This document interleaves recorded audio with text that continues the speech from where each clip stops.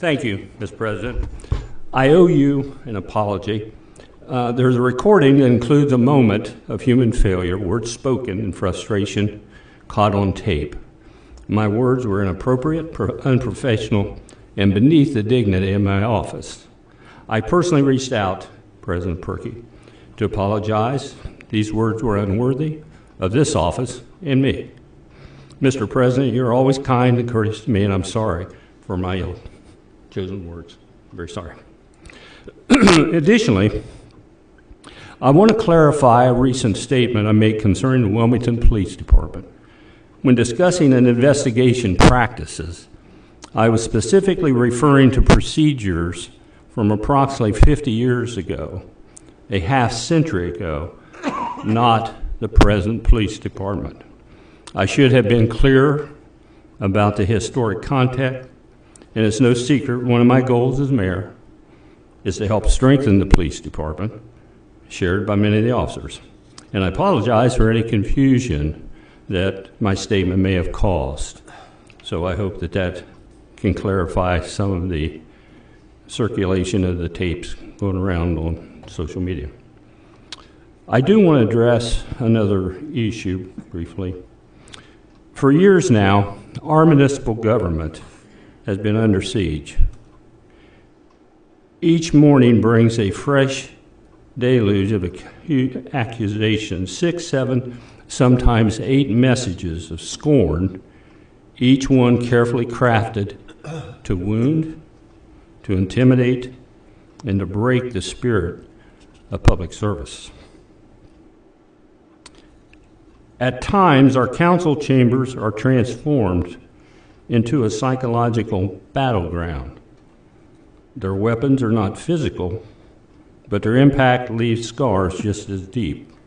Accusations that echo through social media, threats that slither through email chains, and intimidation that spreads like poison through our civic discourse. These individuals have First Amendment rights, of course, but so do I, and I want to tell a different side to the story. In a relentless assault on public service, my office and fellow city officials endure a daily barrage, antagonistic communication from some individuals, a coordinated campaign of intimidation targeting leaders across both Wilmington and Clinton County. This vendetta ignited with me when my administration could not secure an outside law enforcement department to review the Pitzer case. When this occurred, these individuals launched an onslaught of baseless corruption allegation that continues to poison the well of public discourse.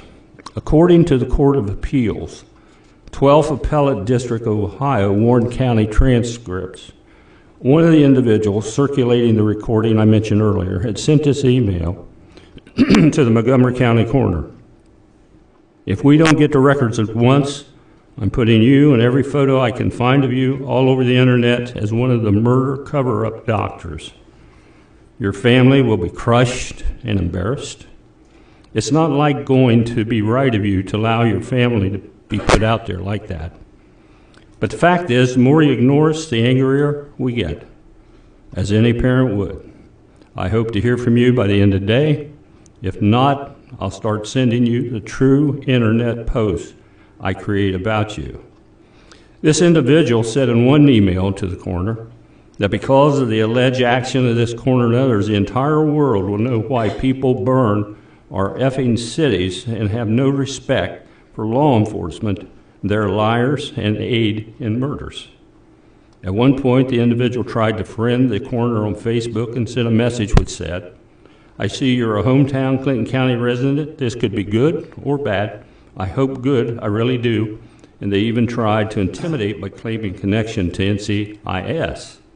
The above, according to the Court of Appeals transcripts, are just some of the many communications that the individual sent to Montgomery County coroner. This strategy that we see almost on a daily basis, it's like a well-rehearsed play. One act begins with the mining of public records, searching for any thread they can find, to unravel reputations. Act 2 brings the harassment of family members, turning private lives into public spectacle. The final act floods social media with manufactured outrage, all because we dare to stand firm on the foundation of law rather than cave to demands that would crack that very foundation. When no law enforcement agency would review it, they transformed this proper adherence to law into a conspiracy of corruption. For in the end, I did what I thought and continue to believe was right. Others may disagree, but the existence of disagreement is not a scandal or evidence of ethical misconduct. It's never made sense to me why any law enforcement agency would try to cover up a crime. The opposite is true. They would do all in their power to solve the crime for the good of the community. Recently, I believe I discovered the real motive for all this outrage. Efforts to discredit the police, write a true crime book, and search for public corruption. In closing, I would like to share a letter I received from a constituent, a grieving father and mother. And my husband and I are here tonight as heartbroken parents.